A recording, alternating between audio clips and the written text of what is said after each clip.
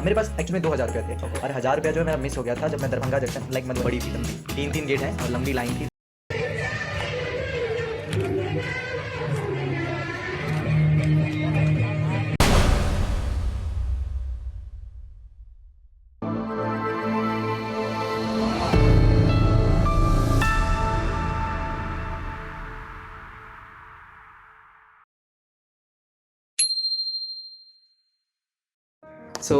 Hello और स्वागत है आज हमारे एपिसोड में, जहाँ पे हम बात करेंगे वाराणसी के बारे में। वाराणसी को जानने के लिए मैं बुला चुका हूँ, हमारे साथ है सज्जन कुमार जी, जो हाल ही में बनारस के साथ साथ नेपाल और भी सुंदरबंस बहुत जगह घूम चुके हैं। तो इससे पहले हम इनके बाकी जर्नी पे जाएं, मुझे लगता है हमें शुरुआत करनी चाहिए बनारस से, अ ब्यूटीफुल सिटी जो दिल को छू जाती है। तो इसके बारे में जानने के लिए हम सज्जन जी से सवाल करेंगे और एक्सपीरियंस पूछेंगे, साथ में मैं भी कुछ चीज़ें बताऊंगा, हिस्टोरिकल चीज़ें वाराणसी के बारे में। तो तैयार रह जाइए एक अच्छी सी वीडियो के लिए, बिकॉज़ मज़ा आपको भी आने वाला है, मुझे भी आने वाला है। और सब्सक्राइब कर देना वीडियो अच्छी लगेगी तो शुरू करते हैं। तो सज्जन जी, इससे पहले आप अपना थोड़ा सा इंट्रोडक्शन देंगे। जी हाँ, जैसा कि आपने बता दिया है, नमस्कार मित्रों। सबसे पहले आपको मेरे इस पॉडकास्ट को सुनने के लिए नमस्कार। आप इस चैनल पे हैं और मेरा नाम सज्जन कुमार हुआ। मैं मधुबनी बिहार से हूँ, basically known as a Mithila painting, जहाँ पे और मैं कल्चरल व्यक्ति रहा हूँ, कल्चर को ज़्यादा दिल से लगाव रखता हूँ। और मैं बनारस जाके भी मुझे वही मिला, और चाहे वो नेपाल का मेरा विज़िट हो या फिर मेरा विज़िट अलग अलग जगहों का हो जो मैंने रिसेंट के दिसंबर में किया हुआ था, तो मेरा एक्सपीरियंस रहा अलग अलग लोगों से मिलना, बातें करना एंड ये सारी की सारी चीज़ें जो आज मुझे रिक्वेस्ट करने पे मैं अपने एक्सपीरियंस को ऐसे साझा करने के लिए आप सबके सामने उपस्थित हूँ। और मैं बहुत ग्रेटफुल मानता हूँ कि मुझे ये चीज़ का अवसर मिला है। Thank you. तो शुरू करते हैं बिना कोई बकवास किए हुए। तो सज्जन जी, आप ना, जैसा मुझे पता चला कि आप 2 बार बनारस जा चुके हैं और आपको बनारस बहुत पसंद है, दिल से पसंद है। तो पहली बात तो बताइए, लाइक आपको बनारस क्यों पसंद है? मतलब आपको इंस्पिरेशन कैसे मिली है पहली बार बनारस जाने की? किसी ने बताया या फिर कैसे? देखिए, पहली बार तो मैं ऐसा, जैसे कि मैंने बता चुका हूँ कि मैं मधुबनी बिहार से हूँ। वो मेरा जो रीजन है जहाँ से मैं बिलोंगिंग करता हूँ वो बिहार के नॉर्थ ईस्टर्न पार्ट में पड़ता है। और मैं ऐसा रहा हूँ कि मैं बाहर की दुनिया को एक्सप्लोर करना चाहता था। मतलब एज अ बचपन में ही जब मैं 12th क्लास में था तो मैंने बनारस का नाम सुना, और काशी वैसे भी बहुत अच्छा प्लेसेस है, तो एक अंदर से इंस्टिंक्ट आती है कि नहीं यार, चलो वहाँ पे कुछ जाके देखा जाए कि हाँ काशी ऐसी चीज़ क्या है। क्योंकि आप बहुत ज़्यादा फिक्शनल चीज़ें देखोगे, जैसे अभी आप देख रहे हो, तो मतलब वो चीज़ें फील नहीं कर पाते हो। अगर आप जाओगे तो आपको पता चलेगा कि एक्चुअली में वो चीज़ें है क्या। तो मुझे अंदर से आवाज़ आई थी पहली बार जब मैं 12th के बाद था, तो मैं उस समय मेरा NDA का एग्ज़ाम भी था। तो साइमल्टेनियसली मुझे मौका मिला, मेरे दोस्तों को बताया कि भाई मैं जा रहा हूँ। मेरे कुछ दोस्त भी मेरे साथ थे, लेकिन उस समय मेरे दोस्त, ऐसा सीन था कि बाढ़ का समय था, तो मेरे दोस्त लोगों ने कैंसिल कर दिया था मेरे साथ जाना। तो मैंने ट्रेन का वैसे भी टिकट बुकिंग कर ली थी और एग्ज़ाम भी था, तो मुझे जाना कंपलसरी था। और उस समय मेरा पहला विज़िट हुआ बनारस का, और वो सबसे यादगार मोमेंट था जब मैं पहली बार सुबह के 4 बजे ट्रेन से उतरता हूँ। और जो बनारस का स्टेशन है उसे कैंट कहते हैं, कैंट स्टेशन बनारस जंक्शन पे। तो वहाँ पे मैं पहली बार उतरता हूँ और मुझे फ़ील होता है एक अलग सी आभा है पूरे सराउंडिंग में। वो आप कह सकते हैं कि कुछ अगरबत्तियों का जो होता है ना, लाइक महक, उस तरह से सुगंधित पूरा वातावरण था। और मैं देखा कि शिवजी का बड़ा सा ऐसे प्रतिमा, काशी विश्वनाथ भी वहीं पे नहीं, मैंने पहले स्टेशन की बात कर रहा हूँ। मैं जब स्टेशन से उतरता हूँ तो बड़ा सा प्रतिमा देखता हूँ उनकी, और बड़े बड़े बाबा, साधु वगैरह, तपस्वी वगैरह का प्रतिमा देखता हूँ। मैं उनको घूरता रह गया और कुछ समय बस ऐसा पूरे वातावरण को महसूस कर रहा था कि आखिर इसकी हवाओं में क्या है, ये बनारस की हवाओं में क्या है। और वो जो मेरे फैसिनेटिंग था, क्योंकि मैं जो जर्नी करके आया था वो लगभग 8 घंटों के आसपास की थी मेरे घर की, और बीच में जो वहाँ से उतरा तो मुझे बहुत अच्छा फील हुआ था। तो पहली बात तो जो सज्जन जी ने कहा कि दोस्तों ने प्लान कैंसिल कर दिया, पर आई थिंक हमेशा वो दोस्त होते हैं जो at the end of the day plan cancel कर देते हैं, और कहीं ना कहीं हमारा प्लान भी कैंसिल हो जाता है। पर द बेस्ट थिंग कि इन्होंने अकेले जाना भी अच्छा समझा, क्योंकि इनका मन था अंदर से जाने का। पर लाइक जैसे आपने बताया 12th के बाद इंडिया का एग्ज़ाम था, आप बनारस घूमने गए, बट मतलब क्या यह पहला ट्रिप था आपका, मतलब बाहर अकेले सोलो ट्रिप? हाँ जी हाँ, पहले ऐसे मैं बहुत जगह जैसे मेरा जे एडवांस का एग्ज़ाम, जे मेन का एग्ज़ाम, लेकिन मैं अकेले ही जाता था, लेकिन इतना दूर तो नहीं जाता था।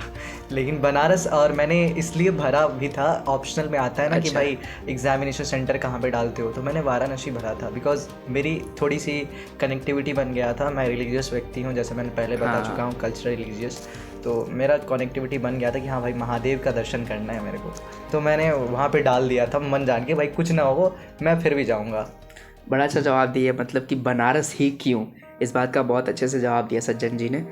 पर ठीक है, मैं मतलब इतना तो जान लिया कि आप बनारस क्यों जाना चाहते थे। बनारस बहुत अच्छी जगह है, और इनफैक्ट मेरे यहाँ गोरखपुर से भी बनारस 5-6 घंटे का रास्ता है, but actually I never went there because of many reasons, but okay I will go there someday, इन्हीं से इंस्पिरेशन लेके। पर ठीक है, क्या आप बताएंगे कि मतलब आप जैसे बताया आपने मधुबनी से कितने घंटे लगते हैं बनारस जाने में? क्या डायरेक्ट ट्रेन था या फिर, और क्या एक्सपेंसेस लगे, कुछ पैसे वगैरह, मतलब जस्ट लाइक दैट? हाँ, तो सबसे पहली बात किया जाए कि एक्सपेंसेस की, तो मुझे जहाँ तक लगता है कि ज़्यादा पैसा की ज़रूरत नहीं है आपको। मैं पहली बार जो ट्रिप किया था बनारस की, उस समय मेरे पास तकरीबन में 800 या 1000 रुपये थे। मेरे पास एक्चुअली में 2000 रुपये थे। और 1000 रुपया जो है मेरा मिस हो गया था जब मैं दरभंगा जंक्शन, लाइक मधुबनी से के बाद अगला जंक्शन है दरभंगा जंक्शन, जो ट्रेन है वहीं से मेरी ट्रेन थी बनारस की, रात को शाम को 6 बजे के आसपास में थी, और वो मुझे सुबह के 4 बजे पहुंचाया हुआ था। तो इसके बीच में लगभग 8-9-10 घंटे की जो रास्ता तो था मुझे तय करना पड़ा था। मधुबनी से डायरेक्ट ट्रेन था? हाँ, नहीं, दरभंगा से अगला स्टेशन, मधुबनी के बाद अगला स्टेशन जो 30 किलोमीटर अप्रॉक्स पड़ता है, तो वहाँ से मेरा ट्रेन था दरभंगा जंक्शन से, तो डायरेक्टली ट्रेन था बनारस के होते, जो भी दिल्ली के रूट में जाते हैं ट्रेन, वो बनारस होके जाती है। स्लीपर? हाँ, मैंने स्लीपर में ही टिकट, क्योंकि मैं एज अ विद्यार्थी उस समय, मैं स्टूडेंट था, तो मैंने स्लीपर में ही कटवाया था। और वैसे भी मैं 1000, जैसे मैंने बताया कि 1000 रुपये मैंने लॉस्ट कर चुका था, पता नहीं कहाँ से गायब हो गया था। लेकिन फिर भी मेरे दिमाग में था कि भाई 1000 रुपया ही मेरे पास बचा हुआ था, लेकिन फिर भी मेरे दिमाग में भाई जाना है तो जाना है, कैंसिल नहीं करना है, ठीक है, वो आत्मविश्वास मेरे में था। तो फिर मैं वहाँ से स्टार्ट किया, और उसके बाद फिर जाके जब मैं बनारस पहुँचा पहली बार, तो उसका मैं थोड़ा बहुत जिक्र करना चाहूँगा कि जब मैं पहुंचा तो फिर जाके पैसे तो मेरे पास थे नहीं, तो सबसे पहले मैं भटका, लाइक जब स्टेशन उतरा तो फिर कहाँ जाऊँ नहीं जाऊँ, तो जान पहचान का कोई नहीं होगा, कोई है नहीं, दिक्कत होगा। तो मैंने जस्ट रैंडम सर्च किया था अपने लाइक गूगल पे कि कहाँ जाना चाहिए, तो उसमें एक प्लेस है जिसका नाम गोदलिया है, ठीक है, मतलब बनारस में आप जाओगे तो एक प्लेसेस है गोदलिया, स्टेशन के पास होगा? हाँ, स्टेशन से दूर है तकरीबन, आपका 30 रुपया फेयर लगता है स्टेशन से जाने का। वहाँ पे आप कोई भी कैंट स्टेशन से आप चले जाओगे तो वहाँ से गोदलिया प्लेस आप बोलोगे तो पहुँचा देगा। वहीं से आपको काशी विश्वनाथ जी का टेम्पल बहुत नज़दीक पड़ता है, ठीक है। तो मैं वहाँ पे गोदलिया पे गया, और फिर जाके मैं सबसे पहले रूम ढूंढने लगा कि भाई रूम मिल जाए, ठीक है। तो ऐसे ढूंढता रहा, तो रास्ते में कुछ लोग थे, तो बोले आओ स्टे करो। तो मैंने उनको 200 रुपये जो है ना, लाइक एक नाइट के दिए थे, तो मैं तकरीबन 2 नाइट रुका हुआ था वहाँ पे। तो मैं कुल 400 रुपये उनको दिया हुआ था, ठीक है, और दिन भी रुका हुआ था, और पूरा एक बड़ा सा रूम था, कमरा था। तो कुल मिला के 400 रुपये मेरे उसमें एक्सपेंसेस हो गया, तो मेरे पास बचे थे कुल 600 रुपये, ठीक है। तो और कुछ जो पैसे जो एक्सपेंसेस थे वो मेरे को ऑटो से यहाँ जाना वहाँ जाना, फिर एग्ज़ाम सेंटर जाना, वापस आना। एक मिनट, उसमें मैं एक चीज़ कहना चाहूँगा कि जो ये कहानी बता रहे हैं, इतना तो पता है कि ये पॉडकास्ट बहुत इंटरेस्टिंग होने वाला है, बहुत ज़्यादा, क्योंकि लाइक एक आते ही 1000 रुपये गंवा देना, और फिर बाकी जो पैसे बचे हैं उसमें टोटो, ऑटो, और फिर रेंट, और कैसे बिताएंगे ये आगे की जर्नी। तो ठीक है, शुरू करते हैं आगे की चीज़ें। हाँ, तो उसके बाद फिर मेरे पास कुछ बचते हैं 600 रुपये के आसपास में, तो वो ऑटो में चला जाता है मेरा, ठीक है। अच्छा। और उसमें भी तो लास्ट में आखिर में मेरे को बचते हैं 200 रुपये, ठीक है, और मुझे खाना है, ठीक है, और मुझे लगी है बहुत बड़ी भूख, तो मैं और वापस भी मुझे जाना है, और मुझे लगी है बड़ी भूख, तो मैं क्या करूँ। तो मैंने जो लिया हुआ था रूम वो गोदलिया में। अच्छा। उसके बगल में काशी विश्वनाथ जी का टेम्पल है, मैंने दर्शन भी किया था पहली बार। और लाइन बहुत बड़ी थी, लंबी, 3 गेट हैं और लंबी लाइन थी, तो उसमें मेरे को लग गया था। जिस दिन एग्ज़ाम था उससे एक दिन पहले मैंने जब ये चीज़ें की थी। अच्छा, एग्ज़ाम से एक दिन पहले आप घूम रहे थे? हाँ, एग्ज़ाम से एक दिन पहले। एडवांस जेमेंस नहीं, वो एनडीए का एग्ज़ाम। Okay, NDA house. तो उसके बाद फिर मैं, क्योंकि मैं ऐसी गट्स होने चाहिए, ऐसी मतलब ऐसा हिम्मत होना चाहिए एग्ज़ाम से एक दिन पहले घूमने का। एग्ज़ाम तो बहाना था मेरा, पर्सनल था कि मैं घूमूं, क्योंकि और परमिशन गार्जियन से लेने के लिए ना, कि ऐसे बहुत सारे गार्जियन होते हैं जाने नहीं देते, तो मैं एग्ज़ाम का बहाना कि भाई मेरा सेंटर पर है, रियल ट्रैवलर। हाँ, तो फिर मैं ऐसा गया था। तो उसके बाद फिर जो मेरे को जो वो पैसे कहाँ से आएंगे, लाइक 200 रुपये ही था मेरे पास बचे हुए, और उस समय ऑनलाइन ट्रांसफरिंग वाले मैं क्योंकि चलाता नहीं था, तो वो वाला था नहीं, हाँ UPI वगैरह का सीन नहीं था जो तुरंत मंगा लो। तो फिर मैंने वहाँ पे क्या किया, वहाँ पे एक मंदिर है अन्नपूर्णा देवी मंदिर, ठीक है। ओके। वहाँ पे आप जाइएगा तो एक ऐसा ही थीम है कि हर एक व्यक्ति हर एक समय 24 घंटा आप खाना खा सकते हो, लाइक कहीं से भी आ रहे हो कोई, क्योंकि बनारस का एक थीम है कि यहाँ पे हर एक बंदा जो है ना, कोई भी बंदा भूखा नहीं सोएगा, हमेशा कुछ ना कुछ भगवान के शरण में आओ तो तुमको मिलेगा। तो मैंने वहीं पे खाना खाया, नाश्ता किया, सब कुछ, और मेरा रूम बहुत नज़दीक था उससे, तो मैं जब भूख लगता था चले जाता था अन्नपूर्णा माता का मंदिर, एकदम से खाना खा के एकदम भर पेट। And this is the biggest benefit when you are a student, you know. हाँ। And also like Annapurna Devi की बात हो रही थी, बता दो कि अन्नपूर्णा माँ जो है वो उन्हें जो भोजन की देवी कहा जाता है, और हम खाना इनफैक्ट आज भी जब परोसते हैं तो कहीं ना कहीं उनकी पूजा करते हैं, उनका नाम लेते हैं। तो ये अन्नपूर्णा देवी के बारे में था। तो ठीक है, आपने काफ़ी कुछ बताया कि मतलब आप कैसे खाने गए, और ये सच में एक अच्छा तरीका है कि मंदिर में खाना। इनफैक्ट हम भी कई बार ऐसा कर चुके हैं, बट इट्स ओके। तो उसके बाद आप मतलब आपने कहा कि आप रेंट वगैरह और फिर खाने वाना व्यवस्था कर लिया। आप घाट वगैरह पे कब गए थे लगभग? जी, जब मैं उस समय गया था, मैं 2022 में पहली बार गया था NDA का एग्ज़ाम देने के लिए। तो उस समय बाहर आया हुआ था सिचुएशन, तो घाट वगैरह सब कुछ जो है ना पूरा बंद कर दिया गया था। तो मैं घाट को एक्सप्लोर नहीं कर पाया था, लेकिन हाँ मंदिर गया था। उसके बाद फिर जाके अन्नपूर्णा देवी का मंदिर भी गया था, और बहुत सारी अगल बगल के जो जैसे BHU का कैंपस, IIT BHU का कैंपस पूरा घूमा हुआ था। उसके बाद मैं अलग अलग घाट गया था, लाइक संकट मोचन मंदिर गया था, वहाँ पे हनुमान जी का मंदिर है। तो मैं बहुत ज़्यादा ऐसे लाइक, तो घाट का जो सीन था वो मैं सेकंड विजिट में पूरा किया। अच्छा। उसके बाद पूरा घूमा। तो और संकट मोचन से मुझे याद आया, बचपन में एक TV शो आया करता था, संकट मोचन जय हनुमान, मेरा फेवरेट हुआ करता था।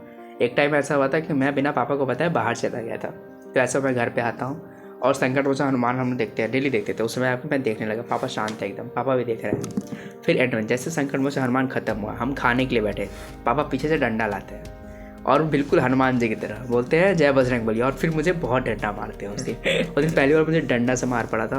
और पापा को ये था कि यार बिना बताए, तो छोटा था मैं काफ़ी, आई थिंक सेकंड थर्ड में होऊंगा, और मैं बाहर चला गया। बाहर इन द सेंस मैं पड़ोसी में ही गया था, सामने रोड के सामने, बट वो भी बहुत ज़्यादा होता है जब एज अ पेरेंट्स लाइक बहुत स्ट्रिक्ट एंड ऑल थिंग्स। तो मतलब ये एक मेमोरी है संकट मोचन जय हनुमान, तब से मैं भूला नहीं कि संकट मोचन मतलब हनुमान जी होता है। बढ़िया था आपका एक्सपीरियंस। तो ये आपने पहले आपका पहला विजिट था। हाँ। मतलब आप घाट वगैरह नहीं देख पाए। हाँ। तो अच्छा, आपने एक इंटरेस्टिंग कहानी बताई थी, आप किसी को टैप करके बोलते हो कि अरे मैं तो तुम्हें जानता हूँ, ऐसा कुछ था ना, दो लोग रहते हैं, आप बोलते हैं कि मैं तुम्हें जानता हूँ, फिर उनके साथ आप चले जाते हैं। हाँ जी हाँ। तो वो कहानी बताइए ज़रा। एक्चुअली मैं ऐसे लाइन में लगा हुआ था जब बनारस का मंदिर जो था ना। अच्छा। तो काशी विश्वनाथ जी का मंदिर था, बहुत बड़ा लाइन होता है, ठीक है। मान के चलो कि 2-3 किलोमीटर में ऐसे लाइन लगा रहता है उनका। तो एक्चुअली मैं तो भाई नया हूँ, मुझे पता नहीं है। तो ऐसे ही कुछ बलिया जो उत्तर प्रदेश का एक जगह है, बलिया के कुछ लोग थे और कुछ मिर्ज़ापुर के थे, ठीक ना। तो ऐसे लोग आए हुए थे वहाँ से घूमने के लिए, कुछ स्टूडेंट ही टाइप थे, तो वाइब मैच हो जाता है ना।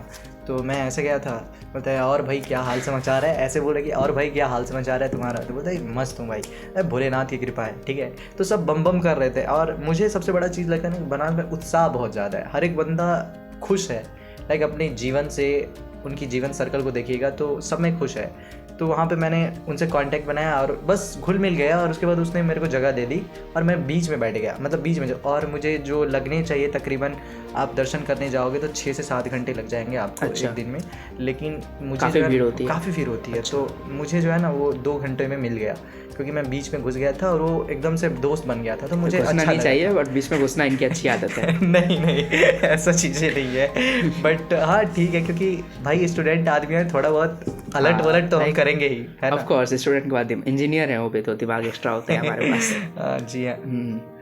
तो अब जरा शहर के बारे में बताइए, बनारस शहर में आपने क्या क्या देखा और आपको सबसे बेस्ट चीज़ें क्या लगी इसके बारे में? देखिए, मैं अभी बता रहा था आपको कि बनारस में सबसे बड़ा जो है ना उसके लोग, बनारस से ज़्यादा खूबसूरत जो है ना वहाँ के लोग हैं। मतलब आप जाओगे तो सबसे पहले एक जो टर्म है उसमें यूज करते हैं भैया, ठीक ना। चाहे आप टोटो वाले के पास जाओगे तो बोलते हैं चलो भैया कहाँ चलोगे, ठीक ना। अगर आप किसी भी मंदिर कहीं पे भी जाओगे तो हर एक चीज़, चाहे वो लड़का रहे लड़की रहे कोई भी रहे, नहीं लड़की रहे भैया बोले थोड़ा प्रॉब्लम है। नहीं वहाँ का बनारस का एक यूजुअल टर्म हो जाता है। हाँ। बनारस में जब आप रहोगे तो आपको भैया, और एकदम पान खाओगे ना तो बोले ओ भैया का हाल समाचार बा, एकदम से। और थोड़ा भोजपुरी वाला टोन रहता है तो मज़ा आता है उनसे इंटरेक्ट करने में, उनसे बात करने में। और वहाँ का जो जीवन है ना वो बहुत शुद्ध है, प्योरिटी। जो ऐसे बहुत बड़ा हिस्ट्री रहा है बनारस का, जैसे आपको तो पता ही होगा, लेकिन आप बता सकते हैं दर्शकों को। लेकिन उसमें जो सबसे बढ़िया है कि उस कल्चर को अभी तक, हेरिटेज को रखा हुआ है। हाँ बनारस में मैं आपको बताऊंगा आगे कि मैं कुछ मुस्लिम से भी मिला, लाइक उन लोगों से, और उन लोगों में उन्होंने बनारस में क्या देखा और वो बनारस से किस तरह से प्रभावित हुए हैं, वो मैं बाद में बताऊंगा। बनारस को ऑल्सो कहा जाता है कि सबसे पुराना शहर है जो आज भी उसी कल्चर, उसी ट्रेडिशन में बंधा हुआ है, जो लाइक बाकी शहरों में बदलाव हुए और बनारस में नहीं हुआ। जो कल्चर आज से 4,000 साल पहले हुआ करता था वो आज भी बनारस में एग्जिस्ट करता है, जो कि बहुत बड़ी चीज़ है। जो राजा दिवोदास ने जब बनाया था बनारस को पहली बार, and I will cover this in some video जब मैं पुराण की बात करूँगा, तब से लेके आज तक उन्होंने शिव जी की वहाँ पे मूर्ति बनवाई थी, उनके टाइम में बना था, और आज भी उसकी बहुत पूजा होती है। और जो काशी विश्वनाथ कॉरिडोर है जो फिर से बनाया गया है, तो ये दिखाते हैं कि बनारस कितनी बड़ी जगह है। बट अच्छा, आपने बताया कि आप सेकेंड टाइम भी विजिट करने गए थे और हाल ही में गए थे, इनफैक्ट गर्मी की छुट्टियों में। नहीं जी, सर्दियों की छुट्टी। सॉरी, हाँ सर्दी की छुट्टियों। But it's okay. आप सेकेंड टाइम क्यों जाने के लिए अचानक से आपको नहीं लगा कि थोड़ा अयोध्या घूमना चाहिए या कहीं और घूमना चाहिए, बनारस ही दोबारा क्यों? देखिए, पहली बार गया ना बनारस से मुझे मोहब्बत हो गया। पहली बता रहा हूँ कि ऐसे बहुत कम बार मैंने जब पहली बार बोला कि मैं उस समय अपने दिमाग में मेरा ऐसा आ गया, जाके मैंने ऐसा फील किया कि यार मैं जो अपना जीवन का आखिरी समय जो होता है ना, अगर कहीं बिताना चाहूँगा कोई ऐसा शहर में तो बनारस होगा। जैसे ही हमारे फेमस पर्सन्स भी हो चुके हैं पास्ट में, जो जिनको लगता था बनारस में मरना यानी कि स्वर्ग की सीधे सीढ़ी मिलना। तो मुझे ऐसा फील होता है कि मतलब अभी भी कि उसके बाद मुझे लगा, और मुझे बहुत लाइक अभी भी आप कहेंगे कितना भी बार बनारस जाओगे ना, मैं रेडी हो जाऊंगा यार, आपके साथ जाऊंगा बनारस। मतलब मेरा प्यार हो चुका था बनारस पहली बार। Really the big beauty of Banaras. उसके बाद फिर जब मैं दूसरी बार एक्साइटमेंट लगा कि भाई और शहरें कैसे, तो मैं बनारस, जैसे मैंने बताया कि पहली बार मैं गंगा घाट को मैंने एक्सप्लोर नहीं किया हुआ था अच्छे से, क्योंकि बाढ़ थी तो वहाँ पे। तो इस बार मैं गया तो सबसे पहली बार मैं गया, आपको सुबह बनारस देखा। वहाँ की सबसे वहाँ पे गंगा आरती होती है 5:30 AM। सुबह तो बनारस में काफ़ी अच्छा लगता होगा, गंगा से जब सूर्य जैसे निकलता होगा। हाँ, 5:30 AM के वहाँ पे आपको श्लोक वगैरह होता है। और लाइक जैसे हम चिल्ड्रन, जो गुरु पाठशाला सिस्टम है, जैसे चिल्ड्रन लोग गुरु को लाइक अपने गुरु को संस्कार होता है हिंदू धर्म में कि आप जो है पहले मंत्र का उच्चारण करके गुरु को आदर करते हो। उसी तरह से आपको सुबह बनारस का थीम होता है। अच्छा। और वहाँ पे बड़े बड़े आर्टिस्ट भी आते हैं कई बार सुबह। हर दिन? मतलब हर दिन नहीं आते हैं, लेकिन हाँ ये आरती हर दिन होती है। हाँ, आरती तो जैसे एक बार जब मैं पहली बार गया था तो उससे 1-2 दिन पहले हंसराज करके एक आर्टिस्ट हैं जो गाना गाते हैं महादेव का, वो आए हुए थे। अच्छा। तो लेकिन मैं मिल नहीं पाया था उनसे, मैं थोड़ा लेट पहुंचा था। कोई बात तो सुबह बनारस मैंने देखा सबसे पहली बार। फिर जाके वही सिलसिला रहा कि रूम खोजा, तो फिर से मैंने वहीं गोदलिया के पास गया, एक रूम खोजा जो जस्ट बगल में था, उसका तीर्थ हाउस। गोदलिया नाम याद हो गया मुझे। हाँ, तो तीर्थ गेस्ट हाउस के पास मैंने उसको वहीं पे है, गोदलिया के पास ही है। तीर्थ गेस्ट हाउस के पास मैंने अपना रूम खोजा और रूम का तकरीबन, उसके बाद फिर जाके मैं विजिट के लिए निकल गया। पिछली बार जो मैंने मिस किया हुआ था, जैसे कि पहली दिन का जो मेरा ट्रिप रहा, वो आपको काल भैरव का जो मंदिर होता है। अच्छा। वो मतलब ऐसे पहरेदार कहा जाता है बनारस का। तो मैंने पहली बार काल भैरव का मंदिर देखा। फिर बनारस की अलग अलग उसी दिन फिर आके वापस बनारस के अलग अलग डिलीशियस चीज़ें, जैसे कि बनारस का लस्सी, बनारस का पान। उसके बाद बनारस का एक अभी के 2 दिसंबर के समय जो मिलता है, उस समय जो मैंने मिस किया हुआ था, वो होता है बनारस का मलइयो। लाइक क्या होता है? मलाई? हाँ, मलाई टाइप का होता है। आपको अलग प्रोसेस आपको मिल जाएगा किस तरह से बनाया जाता है, लेकिन वो पीला पीला टाइप होता है, ठीक है। और आप खाने में आपको जो आनंद लगेगा ना, उसके बाद बनारस से जो सबसे ज़्यादा मुझे याद आती है नाम सुन के, एक है खई के पान बनारस वाला, जो बचपन की एक वो मोबाइल हुआ करती थी ना, पिंक वाली, और बजाते थे उसे खई के पान बनारस वाला आता था। तो डेफिनेटली, क्योंकि वो उसमें उसकी जो बनारस की जो पान भी है ना, वो बहुत अच्छी है। उसके बाद फिर मैंने बनारस का लस्सी, पहलवान लस्सी करके जो दूसरी चीज़ बनारस में बनारसी साड़ी। हाँ, मैंने बनारसी साड़ी भी देखी, जहाँ पे मैन्युफैक्चरिंग वगैरह होती थी। बनारसी साड़ी भी देखी। उसके बाद फिर मैंने अगले दिन जो है सुबह सुबह का बोट राइड किया, मणिकर्णिका घाट वगैरह गया। उसके बाद वहाँ पे एक्चुअली मणिकर्णिका घाट देख के थोड़ा मैं हिल गया था, क्योंकि आप देखोगे कि ऐसा बनारस में ऐसा चीज़ है कि वहाँ पे आपको लगेगा कि सारी की सारी चीज़ें सब कॉमन है। मृत्यु इज़ कॉमन, जैसे कि हम आप अभी आपसे बात कर रहे हैं, कितना कॉमन है, वैसे ही बनारस में ट्रीट हो जाता है। जब आप जाओगे कि एक दिन आ रहे हो, एक दिन जाओगे, और ऐसा माना जाता है ग्रंथों में कि जैसे कि आपने पहले भी बताया था कि बनारस में अगर आपकी मृत्यु होती है तो वो एक मोक्ष की प्राप्ति के बराबर होती है।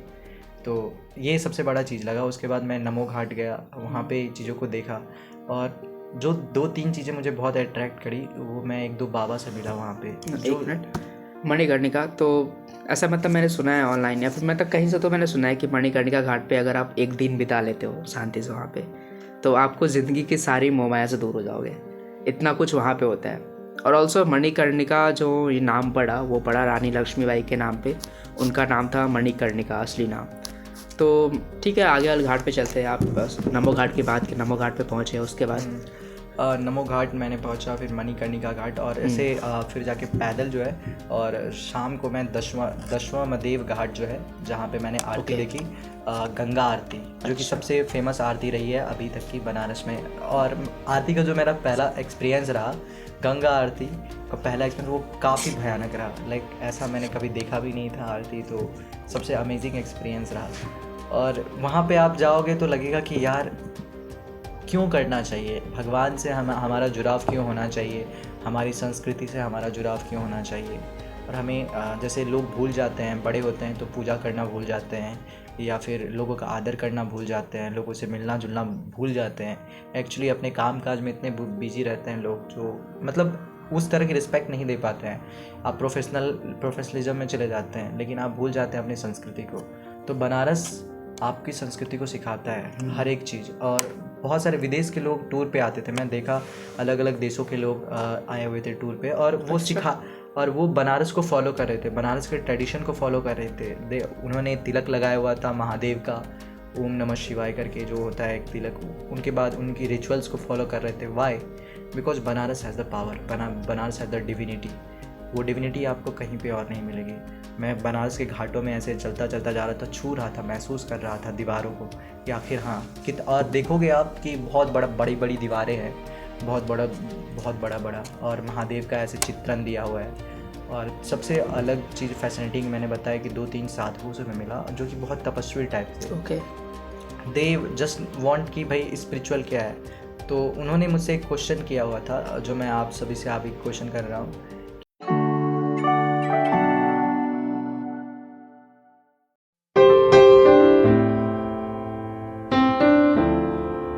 बस देख के आ जा, रिकॉर्ड हो रहा है ना, ऑन है ना, ऐसा ना रिकॉर्ड, आराम से बैठ के देख सकते हो। चल रहा है,